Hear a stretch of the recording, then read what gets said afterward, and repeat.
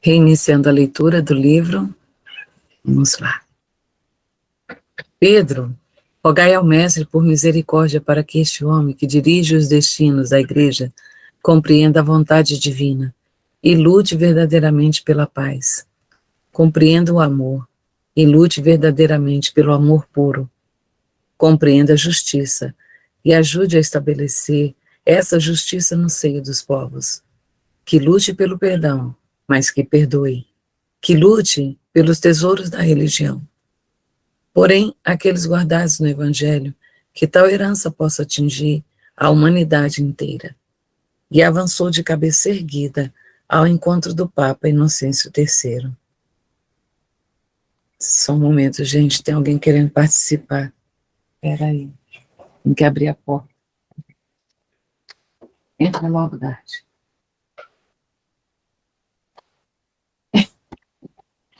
Ô, Senhor, ele sempre faz isso. Desculpe. Francisco de Assis não estava em busca das bênçãos do Papa, estava à procura do estabelecimento da Igreja de Deus, por vontade de Jesus Cristo. Entre aqueles homens cuja simplicidade desvalorizava as gigantescas ideias e o monumental pensamentos de pureza cristã, para aqueles que não tinham olhos de ver. Sua santidade estava descansando numa cadeira que fora toda trabalhada por mãos hábeis, e não esqueceram os mínimos detalhes na simbologia de fatos extraordinários dos grandes acontecimentos. Anéis faiscavam em seus dedos. A túnica sobreposta a outras de tecidos ricamente confeccionados se ajustava em seu corpo de príncipe da igreja. Os companheiros de Francisco ficaram impressionados com aquele visual. De fato, o ambiente conduzia a isso, o que, entretanto, não funcionou com Francisco.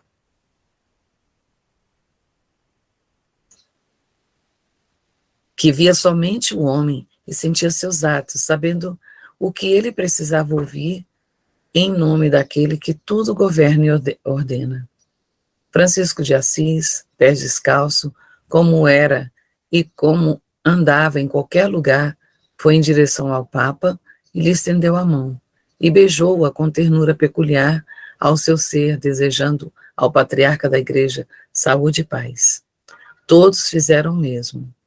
Os assistentes do Papa, já orientados por ele e seus assessores, convidaram os companheiros de Francisco para um rápido passeio nos jardins, enquanto este e alguns dos cardeais conversavam com Inocêncio III. Sua santidade, em rápidas palavras, mostrou que já era conhecedor das ideias de Francisco e esperava a sua fala no complemento da sua escrita.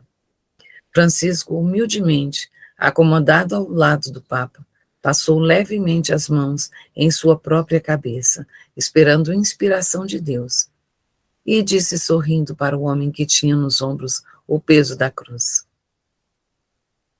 Santo Padre, não pretendo enganar-vos sobre meu destino. Prefiro ser recusado pelo vosso sensível coração a mentir para a vossa santidade. Compreendo a posição que ocupais diante do mundo, frente aos reis e príncipes de muitos países. Compreendo que estais no lugar do grande pastor de todas as ovelhas de Cristo. E sei do esforço que deveis fazer para manter-vos em exemplo digno de Deus e de Cristo. Mas devo dizer-vos que tenho uma missão que foi delineada por Jesus de Nazaré, a quem amo sem condições, de pautar a minha vida e de ajudar aos que, porventura, me acompanharem a viverem na existência retamente, segundo o Evangelho do nosso Senhor Jesus Cristo. Nós, primeiramente, partimos para o desprendimento das coisas materiais, sufocando em nossas almas o egoísmo. Não que os bens terrenos em si ofendam, mas porque os homens ainda não aprenderam a usá-los, mesmo aqueles que dirigem os povos. A sutileza do egoísmo invade e empana todos os outros sentimentos com ricas e bem postas desculpas de maneira a enganarem até os escolhidos. Queremos viver na pobreza, uma pobreza digna do que todos os enfermos, velhos e crianças. Queremos manter a vida e a defendê-la onde ela surgir por misericórdia de Deus. Estamos criando uma força de valores em toda a comunidade para chegar no reino do perdão. Aquele que o nosso mestre ensinou, por exemplo, aquele que esquece as ofensas e ainda ajuda os ofensores e a compreenderem a grandeza da eternidade e da amizade. Nós, Santo Pastor, estamos idealizando e já começamos a viver dentro de uma sociedade onde ninguém é dono de nada e todos têm com o que viver. Todos trabalham, não só por necessidade, mas por dever e amor. E eu devo ser o primeiro a dar exemplos que correspondam a todas as ideias.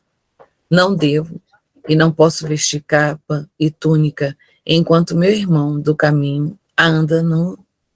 Não podemos possuir grandes extensões de terras enquanto muitas famílias não tiverem onde trabalhar e viver. Estamos idealizando uma igreja onde a igreja seja o dom comum a todas as criaturas, aquele que nasce dentro do coração. Peço que vossa santidade me desculpeis o tempo que estamos gastando de vossa presença, nos ouvindo com paciência, mas devo falar-vos mais um pouco acerca das regras já estabelecidas ao nosso convívio. Devo pedir a vossa santidade para não interpretar a minha vinda aqui para contestar os preceitos conjuvantes da Igreja Católica Apostólica Romana, comparando-as aos estabelecidos no Evangelho do nosso Senhor Jesus Cristo. Não é esse nosso trabalho, caso seja preciso que ele apareça. A decisão da nossa comunidade espiritual é viver puramente as normas traçadas pelo nosso Divino Mestre, de todos nós. Talvez alguns de vossos cardeais dirão que começa a nascer outro tipo de fanáticos, candidatos a santos, coisas que não passam pela nossa cabeça.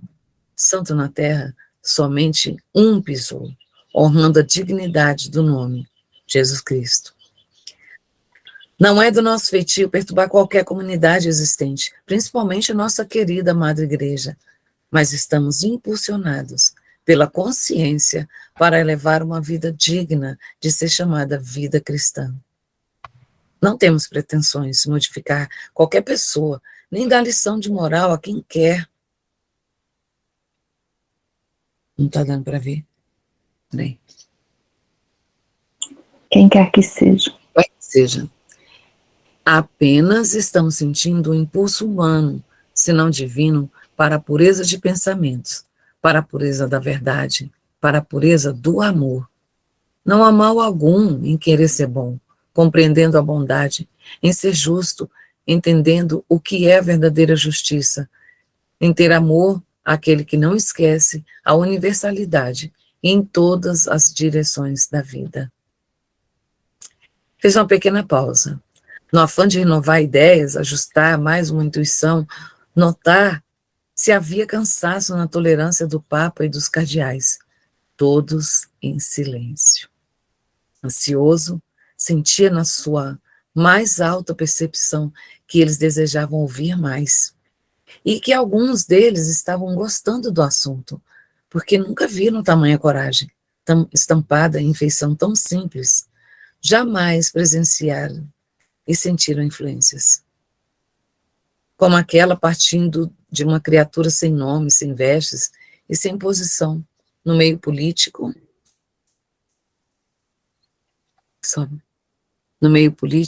e... É porque, acho que tá... Religioso. Parou aqui? Não, é porque demora um pouquinho, porque tá um delay. Desculpa, gente.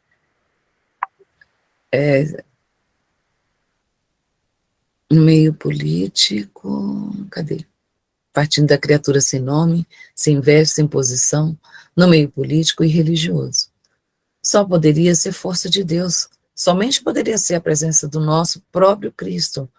O cardeal João, de São Paulo, notava de vez em quando mudança em suas feições e alterações na sua voz. Porém, o prelado, que já era conhecedor desses fenômenos, pôde ali confirmar a realidade do intercâmbio dos anjos com os seres do mundo. Ele é, pensou, realmente o emissário dos céus, para modificar alguma coisa na igreja, para cuja edificação São Pedro deu os primeiros passos. Francisco quase se transfigurava nos momentos de conversa. Olhou serenamente para todos os representantes da igreja e buscou novamente a intuição, no campo livre da sua consciência, falando com sabedoria. A humanidade, eminiscências, pelo que noto no contato com os homens, desde os mais simples camponeses aos mais altos dignatários em todos os setores da vida, tem sede da presença de Jesus no coração, e não podemos esconder mais a sua magnânima presença. O Evangelho está sendo escondido há mais de 1000 anos, e chegou, pelo que sinto, a hora de colocá-lo em cima da mesa, porque é luz que espanta as trevas. Ele é, por excelência, o sol de todas as nossas vidas. Ele é a segurança de todas as criaturas. É a esperança dos céus a convidar os homens para o reino de Deus. E quem se dignou a orientar as almas, quem recebeu por misericórdia o bastão de responsabilidade de pastorear as ovelhas de Cristo, deverá, por consciência, por dever, por fidelidade a Deus, não somente divulgar esse evangelho, mas vivê-lo em todo o curso da vida, e não somente pedir a paz. Longe da massa humana, porém, dar exemplos dessa paz. Não somente deve pedir que todos trabalhem, mas dar serviço às suas mãos, em primeiro lugar. Não somente concitar irmãos para a caridade, mas fazê-la desde abrir os olhos pela manhã até fechá-los à noite. Não somente escrever e falar no amor, mas amar sem distinção a todas as criaturas de Deus, sem nunca esquecer do próximo, do modo que Jesus empenhou toda a sua vida. Sei, e disso nunca me esquecerei, que devemos muito à nossa igreja, saudável, a vida dos profetas, a consciência que temos da intervenção dos anjos entre os homens, a grandiosa e respeitável obra de Moisés e a vida fecunda do nosso Senhor Jesus Cristo. Todavia, é necessário que esse instrumento, que está varando séculos, no momento de bifurcação da estrada, não escolha a esquerda, que nos parece a estrada mais larga, porque é da perdição. Não queremos que alguém que se ofenda com a nossa fala, por serem nossas regras de renúncia, de obediência, de perdão, de amor, de trabalho, do desprendimento e da pureza. Achamos que quem nada exige, não afronta, impõe, não odeia. Não afronta, não impõe, não odeia, não discute, não quer ser o maior e não ofende. Não poderá ser julgado perigoso, ladrão ou herege. Que Deus nos abençoe e que Jesus Cristo nos proteja e que a Santíssima nos ampare sempre e sempre. Amém. O Papa Inocêncio 111 ouviu tudo, analisando com a mente presa nas palavras que Francisco de Assis e a imagem de Telésforo no espelho da sua consciência lhe falando as mesmas palavras que ele tinha falado em desdobramento espiritual, e que naquele momento lhe eram repetidas. Sua santidade no conforto que a cadeira lhe ofertava, no palácio que lhe servia de casulo, no ambiente que ostentava a sua máxima autoridade eclesiástica, sentiu-se inquieto e olhou para os companheiros do apostolado, buscando aprovação sobre o que ouviam. 2 deles regozijavam-se com a linha de conduta de Francisco. O resto prestes a estourar de ódio, sem, contudo, poderem discordar do que o homem de Assis discorrera, pela posição que ocupava junto ao trono de São Pedro, e por respeito forçado àquele que ali tudo ouvira calado, o Papa Supremo, chefe da Igreja Inocêncio III, corajoso e decidido, levantou-se. Deu umas passadas no amplo salão, como que buscando forças para dizer o mais conveniente a todos, e falou resoluto, chamando Francisco de irmão. Irmão Francisco, tudo isso que ouvimos dos seus guardados mentais é muito bonito, aliam-se perfeitamente com os conceitos de Jesus Cristo, não resta dúvida. Porém, são regras impraticáveis para a falange de obreiros que sustentam um mundo católico consubstanciado em Roma, e mais tarde ajudado pelo imperador inesquecível Constantino. Temos um pacto com o Estado que nos garantiu e não nos deixou cair nas ganas dos perseguidores. Deve saber, como todos nós somos conscientes desse fato, que a oração nos mostra e nos faz um ambiente de amor contra o ódio dos invasores, cortando todos os recursos das investidas da magia negra contra nós e a nossa igreja. No entanto, quando os hereges vêm com a força, nós usamos o conceito do mestre, que é vigiar. E esse vigiar é usar a mesma violência do agressor para combatê-lo. Tudo que falaste, irmão Francisco, a nossa consciência aprova no terreno da teoria, mas para viver o que falas, as coisas mudam na consequência do tempo. O nosso raciocínio, que conhece bem o mundo e as criaturas, nega o que pedes, mesmo vendo em tuas ideias tudo de bom para a comunidade terrena. Compreendo que tudo isso é impossível de ser vivido, mas o coração, onde com certeza reside a piedade, a bondade e, por vezes, o amor, como se fosse de mãe, aprova tudo o que dizes, e ainda abraça a tua alma, como sendo a de um santo. Sinto que os céus me pressionam a aceitar as tuas ideias, que reconheço serem nobres, não obstante, esse mesmo céu deixa-me à vontade, com livre-arbítrio, para decidir se devo ou não aceitá-las, colocando-me no lugar de juiz, com as responsabilidades daquilo que devo decidir. Ai, não quero e não devo tomar muito o seu tempo, por teres o mundo inteiro para levar as tuas ideias, para pregar o evangelho da maneira com a tua intuição, que a tua intuição te ordenar. E se fores vitorioso, consagrar-te-ei como o maior guerreiro de todos os tempos, que muito duvido, pelas feras humanas que irás deparar em teus caminhos. Tudo o que fala são flores perfumadas, seguras pelas hastes, cujos espinhos lançamos as mãos para conhecê-las. Cujos espinhos lançarmos as mãos para colhê-las. Carecem do sangue de nossos dedos, de sacrificar e de dor, de sacrifícios e de dor. Nós concordamos que a vida que pretendes levar com os teus seguidores é a réplica da verdadeira vida, e que o evangelho do nosso Senhor tem de renascer algum dia.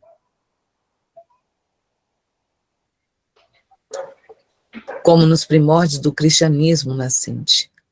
Porém, a humanidade ainda está preparada para esse reino dos céus na terra. Este é o grande empedernido. Este é o grande empedernido. Francisco, prepara, meu filho, as regras que queres. Envia para nós, que darei veredito, e ficarás livre, mas sempre com a nossa vigilância e a nossa proteção. Vai, Francisco, e prega o evangelho que pretendes. E se tiveres alguns frutos, volta aqui, que eu os abençoarei, no sentido que eles se multipliquem, qual Jesus fez com os pães e os peixes. Que Deus te abençoe. Francisco ouviu tudo em silêncio. Nada disso no curso que ouvi, nada disso no curso do que ouvi, levantou-se, satisfeito, tomou a mão de sua santidade, beijou-a novamente, como as de todos os prelados, com a mesma alegria, e saiu cantando louvores a Deus em companhia dos seus cooperadores, que já estavam à sua espera. Houve um rebuliço no Vaticano. Em reunião secreta, contudo, depois os cardeais se acerrenaram com a palavra bem posta do cardeal de João Paulo, que argumentou: meus irmãos, se esse homem nada de mal fez, nem vai fazer, está cooperando com o bem que devemos realizar. Por que não deixar prosseguir em seu caminho, que todos sabemos ser de espinhos? Oremos por ele e peçamos a Deus pela sua vitória, que será a nossa vitória. E se derrotado, a derrota será somente dele. O objetivo do cardeal era serenar os ânimos e deixar Francisco seguir o seu caminho sem interrupção. Confiava nele. Tinha certeza da sua eficiência nos terrenos da vivência evangélica. Francisco saiu pela porta salária em direção à Campina Romana, pela Via Família, direcionando-se para o norte. Em sua companhia estavam 12 discípulos, e esses homens de Deus se encontravam ansiosos para saber os resultados da conversa que Francisco tivera com a sua santidade, o Papa Inocêncio III.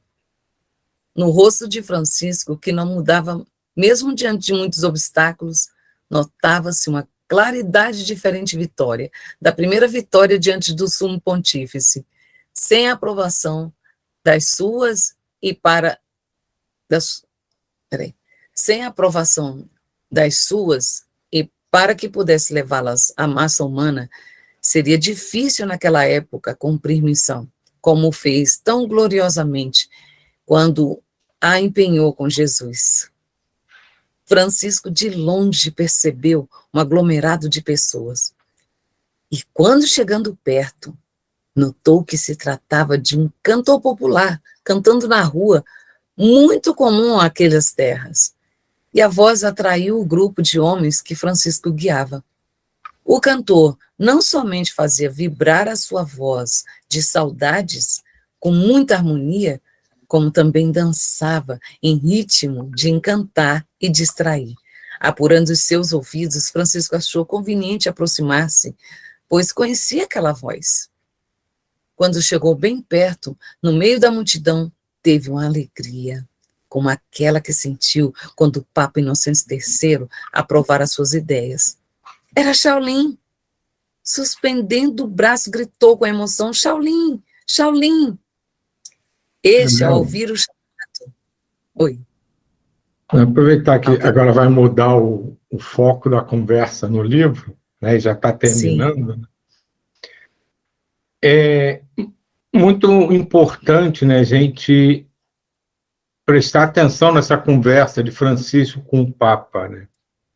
Que, em teoria, todos eles têm o mesmo objetivo, mas um, que é Francisco, vai realizá-los porque ele reconhece naquilo uma missão divina. E os outros, apesar de reconhecerem, eles não querem se indispor com aqueles que os protegem, com aqueles que lhes dão regalias, de irem contra a ideia vingente, não querem enfrentar dificuldades para que aquelas ideias sejam colocadas realmente à prova, enquanto e possuem, na verdade, um ego muito grande, porque eles temem fazer uma coisa pela qual não sejam reconhecidos. E Francisco não, Francisco simplesmente quer fazer porque ele ama fazer aquilo. porque ele traz dentro de cada célula do corpo dele aquela vontade de servir, de amar e de cumprir os desígnios reais. E o que ele menos está preocupado é em ser elogiado, ser bem tratado, ser ovacionado pela população, pelos reis. Ele simplesmente quer que a lei divina seja cumprida. Então, aí é a grande lição de humildade que Francisco dá, que é a verdadeira essência daquela história que a mão esquerda nunca sabe o que a direita faz. É fazer por amor, pensando apenas na realização de uma vontade que não é nossa, que é de Deus. E cumprir isso.